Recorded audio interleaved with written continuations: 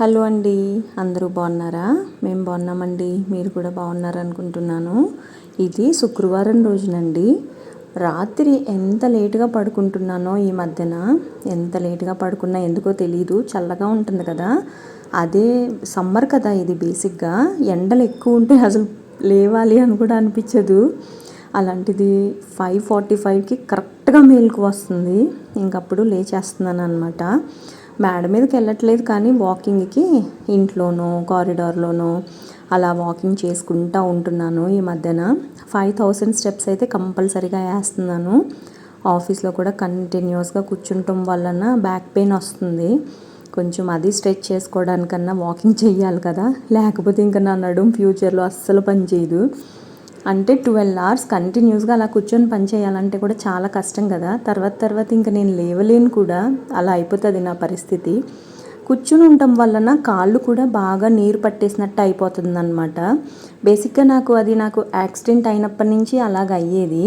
అప్పుడు డాక్టర్ గారిని, అంటే నాకు థైరాయిడ్ ఉంది కదా, ఆ డాక్టర్ గారికి ఫోన్ చేస్తే ఆయన విటమిన్ డి ట్యాబ్లెట్స్ ఉంటాయి కదా, vitamin C, not vitamin D, vitamin C tablets వేసుకోమని చెప్పారనమాట. అది నేను వేసుకోను, కానీ భయం వేసి ఫస్ట్ అయితే ఫోన్ చేసేసాను నేను. అలా ఉంటుంది అనమాట మనతోటి. ఇంకా ఇది శుక్రవారం నాడని చెప్పాను కదండి, ఇంకా క్లీనింగ్ అయితే స్టార్ట్ చేశాను. 5:45కి లేచాను. ఆల్మోస్ట్ 6:20 వరకు వాకింగ్ చేస్తున్నాను. దాని తర్వాత జస్ట్ ఇలాగా క్లీన్ చేస్తాను అనమాట. తను 6:35, 6:40 అలాగ వస్తుంది పని అమ్మాయి. ఈరోజు చాలా సింపుల్గా ఉప్మా చేసుకుని వెళ్దాము అని అయితే అనుకున్నాను. ఎందుకంటే నాకు వంట చేసే ఓపిక లేదు, కూరగాయలు కూడా అసలు లేవు. బయట తినొద్దు అనే కాన్సెప్ట్తో ఇంకా ఏదో ఒకటి ఇంట్లో నుంచే పట్టుకుని వెళ్దాము అని చెప్పి ఉప్మా చేస్తున్నాను అనమాట. తను వచ్చేసరికి ఇవి జస్ట్ డస్టింగ్ చేసేసి ఉల్లిపాయలు కూడా కట్ చేసేసాను. ఇంకా తను వచ్చిన తర్వాత ఆగదనమాట. ఇంక అందుకని చెప్పి ఉల్లిపాయలు పక్కన పెట్టేసి ఇంకా తనతో పాటు నేను కూడా డస్టింగ్ చేసేసాను. తను 7:15 అలా వెళ్ళిపోతుందండి. 6:40, 6:50 అలాగ వచ్చింది అని అంటే 7:15, 7:20 వరకు వెళ్ళిపోతుంది తను. ఈరోజైతే 7:15కి అంతా వెళ్ళిపోయింది. ఇంకా తను వెళ్ళిన తర్వాత నేను ఆనియన్స్ కట్ చేస్తున్నాను. మొన్న నుంచి వర్షాలు పడుతున్నాయి కదా, రాత్రులు ఇంటికి వచ్చేటప్పుడు బాగా వర్షాలు పడుతున్నాయి అన్నమాట. అందుకని చెప్పేసి ఇంకా కూరగాయలు కూడా ఎక్కడ ఆగి తేవట్లేదు, నేనే తడిసిపోయి వస్తున్నాను. ఆఫీస్కి వెళ్ళేటప్పుడు తడవాలంటే కొంచెం ఇబ్బంది, కానీ వచ్చేటప్పుడు తడవలసిన ఏం ప్రాబ్లం ఉండదు. ఎలాగ మనం ఇంటికే కదా వచ్చేసేది. నేను వచ్చేదే లేట్ వలన కూరగాయలు కూడా ఎక్కడా లేవు. ఫ్రెష్ అని ఒకటి ఉంటుంది, కానీ ఇంటి దగ్గర అక్కడికి మళ్ళీ తడిసిన బట్టలతో ఏం వెళ్తాము. దట్టు బండి దిగి ఆ కొట్టుకెళ్ళి అప్పుడు కూరగాయలు తీసుకోవాలి. ఎవరమైనా కొంచెం తడి బట్టలతో అలా వెళ్తే వాళ్ళకు కూడా చిరాకు వస్తుంది కదండి. ఇంకా అందుకని చెప్పి నేను కూడా అలా వెళ్ళను. ఇది వరకు అట్లీస్ట్ నార్మల్ డేస్లో అయితే రోడ్డు మీద బండి మీద పెట్టి అమ్ముతారు మామిడికాయలు, ఏమన్నా ఫ్రూట్స్ కానీ, నాట్ ఓన్లీ మామిడికాయలు, ఫ్రూట్స్, కూరగాయలు ఇలాంటివి అమ్ముతారు, ఆకుకూరలని. వర్షాలు పడుతున్నాయి కదా, వాళ్ళు కూడా లేరనమాట. మనం వచ్చేదే 10:30 ఆ టైంకి. ఎవరుంటారు ఇంకా ఆ టైంలో, పాపం వర్షాలు ఒకటి. సో ఉల్లిపాయలు ఉంటే ఉప్మా చేసేస్తున్నాను అనమాట. ఇంకా ఈ క్యాజువల్గా సింపుల్గా అయిపోతుంది ఇది ఒక్కటే. మొన్న రోస్టెడ్ సూజీ రవ్వ తెప్పించాను కదా, ఇలాంటివి అత్యవసర పరిస్థితిలో ఉంటాయని తెప్పిస్తానండి. బేసిక్గా మనకి కూడా ఈజీగా అయిపోతుంది. కానీ నాకు ఏంటో పొద్దున్నప్పుడు బ్రేక్ఫాస్ట్ తినాలి అని అనిపించదు, కానీ కాఫీ అయితే తాగుతున్నాను. పొద్దున్న బ్రేక్ఫాస్ట్ నేను తినను కాబట్టి 90% నేను తినను, ఓన్లీ 10% అయితేనే తింటాను. అది కూడా ఎప్పుడన్నా తినాలి అని అనిపిస్తే. ఒక్కొక్కసారి ఏం చేస్తానంటే బ్రేక్ఫాస్ట్ కమ్ లంచ్ కమ్ అలా చేస్తానన్నమాట, రెండు కంబైన్డ్గా, బ్రంచ్ అంటారు కదా అలాగా. అది కూడా మేబీ 10:30 అలా తింటాను, హెవీగా తింటాను. సో నాకు అన్నం మధ్యలో మధ్యాహ్నం అన్నం తినాలి అనే ఆకలి అలా ఉండదన్నమాట. ఎస్పెషల్లీ మనం పూరీలు కానీ మైసూర్ బజ్జీలు కానీ, ఇంట్లో చేసినవి కాదులేండి బయటివి, అలా తింటే ఇంకా అసలు మనకి ఆకలి అయ్యేది కదా. ఒక్కొక్కసారి అలా తింటాను, అది కూడా 10:30 ఆ టైంకి తింటాను అనమాట. ఇంట్లో ఉన్నాను అని అంటే డెఫినెట్గా ఇంట్లో ఎన్ని పనులు అయితే ఉంటానో అన్ని పనులు చేసుకుంటానండి. నాకు కొంచెం అతి శుభ్రం అనమాట, అందుకని చెప్పి ఎక్కువగా క్లీనింగ్ విషయంలో అయితే కొంచెం జాగ్రత్తగా ఉంటాను. మా చిన్నక్క మొన్న అంటుంది టైల్స్ కూడా అరిగిపోయినాయి అని చెప్పి. టైల్స్ ఎక్కడ అరిగినాయి అని నాకు ఇప్పటికీ డౌటే. అరిగిపోయినాయి నేను చూపిస్తాను అంటుంది. మరి ఎక్కడ చూసిందో నాకు కూడా తెలీదు. టైల్స్ ఏమన్నా కుక్కరు అలాంటివి కింద పడితే పగిలిపోయినాయి అనమాట. మేబీ అది చూసి అనిందేమో అని అనుకుంటున్నాను. నాకు కూడా తెలీదు మరి ఎక్కడ అరిగినాయో.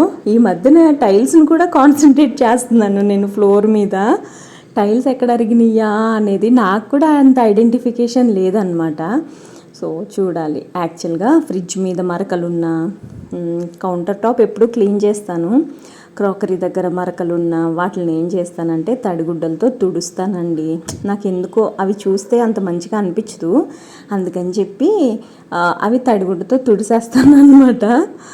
సో ఇప్పుడు ఏం చేస్తున్నానంటే కౌంటర్ ఉంది కదా, కౌంటర్ కింద బీరువాలు మనం గిన్నెలు పెట్టుకోవడానికి షెల్ఫ్స్ ఉన్నాయి కదా, ఆ షెల్ఫ్స్ యాక్చువల్గా నేను ఆల్టర్నేట్ డే తడిగుడ్డుతో తుడుస్తాను. అది నేను ఎందుకు అనంటే ఏ చేతులతో పడితే ఆ చేతులతో, అంటే తడి చేతులు నూనె చేతులు ఇలా ముట్టుకుంటూ ఉంటాం కదా, అందుకని చెప్పి అది నేను తుడుస్తాను అనమాట.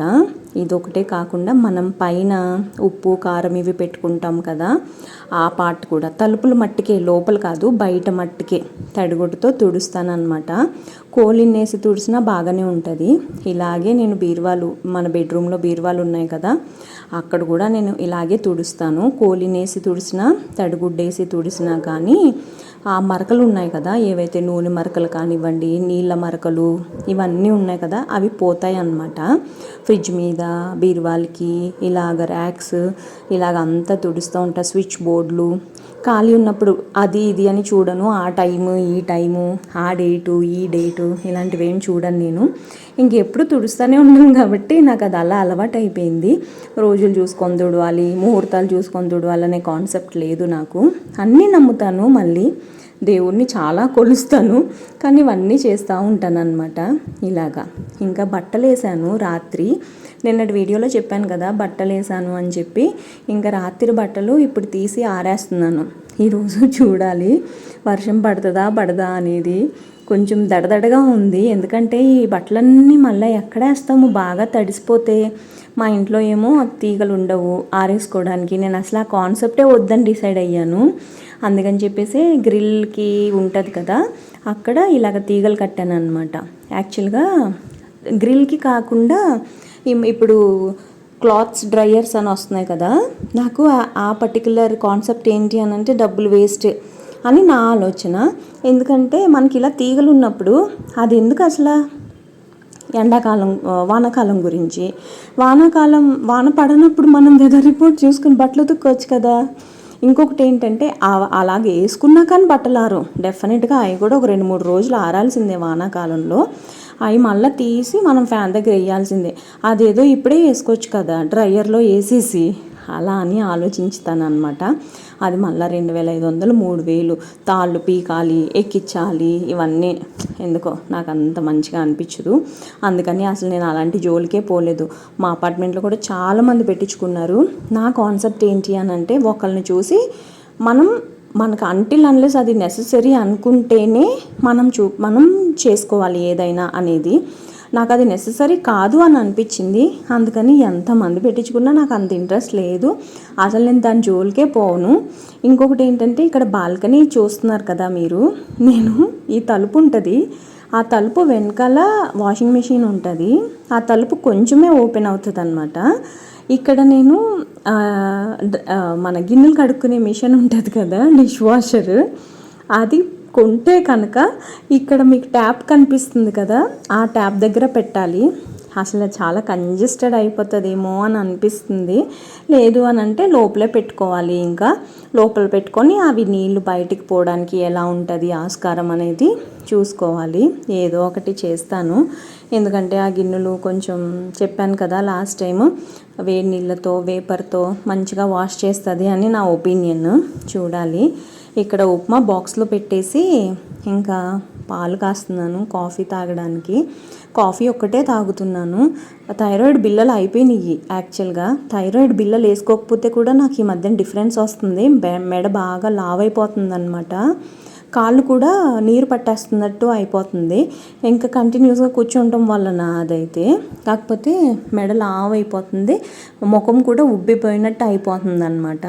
ఇంకా థైరాయిడ్ బిళ్ళలు తెచ్చుకోవాలి, టైం ఎప్పుడు దొరుకుద్దో తెలీదు. ఆఫీస్ కాడ కూడా ఏంటో మాకు చుట్టుపక్కల అసలు మెడికల్ షాప్స్ ఉండవండి, కొంచెం దూరం వెళ్ళాలి మెడికల్ షాప్స్కి.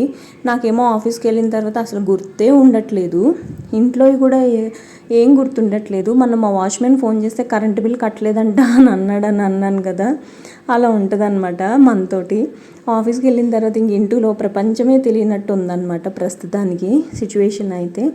సో థైరాయిడ్ బిళ్ళలు ఒకటి తెచ్చుకోవాలి. మొన్న నన్ను మా ఆఫీస్లో ఒక అబ్బాయి అడిగాడు, థైరాయిడ్ 2 రకాలు ఉంటుంది, 2 రకాలకి తేడా ఏంటి అని అంటే, నిజం చెప్తున్నానండి, నాకు ఇప్పటి వరకు ఆ డిఫరెన్స్ కూడా తెలీదు. ఏవో చెప్పాడు, డబ్బాల సీసాలో ఉండే బిళ్ళలకి ఒక రకమైన థైరాయిడ్ అంట, స్ట్రిప్స్ ఉంటాయి కదా ఆ స్ట్రిప్స్ ఒక రకమైన థైరాయిడ్ అంట. ఇదేదో బాగుంది అనుకున్నాను, ఫస్ట్ టైం విన్నాను నేను ఈ కాన్సెప్ట్. నేనైతే డబ్బాలో ఉండే థైరాయిడే నాకు, అది కూడా స్టార్టింగ్లో 100 mg వేసుకునేదాన్ని, ఇప్పుడు 50 mg వేసుకుంటున్నాను. సో మా డాక్టర్ గారు చాలా మంచోళ్ళు, కల్లవల్లపల్లి చంద్రశేఖర్ అని చెప్పి కూకట్పల్లి, ఆయన వెళ్ళి చాలా ఇయర్స్ అయింది. యాక్చువల్గా నేను థైరాయిడ్ టెస్ట్ రెగ్యులర్గానే చేయించుకుంటాను, ఎందుకంటే నాకు కంపెనీ ఇస్తుంది కదా, ఆ టెస్టులతో పాటు ఎప్పుడన్నా రక్త పరీక్ష చేయించుకున్నప్పుడు థైరాయిడ్ కూడా నేను ఆటోమేటిక్గా ఇచ్చేస్తాను. ఏమీ తినను నేను, ఫస్ట్ తినకుండా చేయించుకోవాలి, తర్వాత కూడా నాకు ఏమీ తినకుండానే ఫాస్టింగ్లోనే నేను థైరాయిడ్ టెస్ట్ ఎప్పుడు చేయించుకుంటాను అనమాట. సో ఇంకా కాఫీ కూడా తాగేసి ఆఫీస్కి వెళ్ళిపోయాను. ఆఫీస్లో సీరియస్ డిస్కషన్ పెట్టాను. ఒకటి, వాళ్ళకి ఒకళ్ళు ఉంటారనమాట, వాళ్ళకి శాలరీ ఎంత వస్తుంది, వాళ్ళ లైఫ్ ఎలా ఉంటుంది, వాళ్ళ లైఫ్ జాబ్ ఎలాగా ప్లాన్ చేసుకుంటున్నారు, పార్ట్ టైం జాబ్స్ ఏమన్నా చేస్తారా. బేసిక్గా ఈయన మా ఎంప్లాయీ కాదనమాట, అందుకని చెప్పేసి అన్ని డీటెయిల్స్ అడుగుతున్నాను వాళ్ళని. పార్ట్ టైమ్స్ చేస్తే ఎలా చేస్తారు అని చెప్పి ఆయన చాలా క్లియర్గా ఉన్నారు, క్లారిటీతో. ఈ జాబ్ అయిపోయిన తర్వాత ఆయన టైం ఉంటే కంపల్సరిగా ఊబర్ కానీ, ఓలా కానీ, ర్యాపిడో కానీ నడుపుకుంటారంట. ఎంత బాగుందండి ఆ కాన్సెప్ట్, ఎవరి మీద డిపెండ్ అవ్వాల్సిన అవసరం లేదు, ఖర్చులన్నీ పోను మనకి 300-400 మిగులుతాయంట రోజుకి. అది కూడా ఖర్చులన్నీ అని అంటే పెట్రోలు ఇలాంటివన్నీ పోను 300-400 మిగులుతాయంట. ఎక్కువ ట్రిప్స్ వేసుకుంటే 500-600 మిగులుతాయంట. అది కూడా బేస్డ్ ఆన్ డిస్టెన్స్ ఇలా ఉంటుందంట. ఆ కాన్సెప్ట్ బాగుంది కదా, చాలామంది ఇది యూటిలైజ్ చేసుకుంటున్నారు ఇప్పుడు. కార్ పూలింగ్ అని ఇలాంటివి చాలా ఉంటాయి కదా, అలాంటిదే ఈ ర్యాపిడో, ఊబర్, ఓలా ఇవన్నీ అనమాట. చాలామంది 2 వీలర్స్ ప్రిఫర్ చేస్తున్నారు కదా, 2 వీలర్స్ అయితే తక్కువ బడ్జెట్లో అయిపోతుంది అని చెప్పి ఆటోలు కూడా కొంచెం తక్కువే ఉంటుంది. వీడియో నచ్చింది అని అనుకుంటున్నా, లైక్ చేయండి.